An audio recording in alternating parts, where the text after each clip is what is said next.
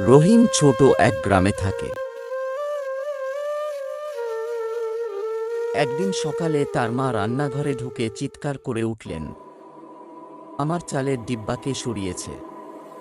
রহিম গিয়ে দেখল চালের ডিব্বা খোলা আর চাল ছড়িয়ে ছিটিয়ে পড়ে আছে। আশ্চর্য ব্যাপার হলো, চালের উপর যেন ছোট ছোট পায়ের ছাপ। রহিম ভাবল, এটা নিশ্চয়ই ইঁদুর করেছে। কিন্তু পায়ের ছাপগুলো ইঁদুরের মতো নয়, অনেকটা ছোট বাচ্চার পায়ের মতো।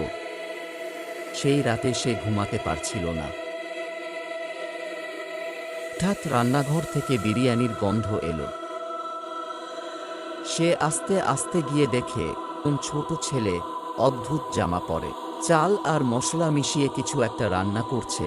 ছেলেটা তাকিয়ে বলল, আমি এখানে থাকি অনেক বছর ধরে, আমার রান্নার উপকরণ শেষ হয়ে গিয়েছিল।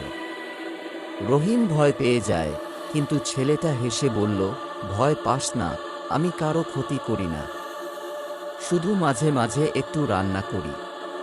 পরদিন সকালে মা দেখল সব চাল ঠিকঠাক জায়গায়, আর চুলার ওপর একটা ছোট পাত্রে রাখা বিরিয়ানি, গরম আর মশলাদার।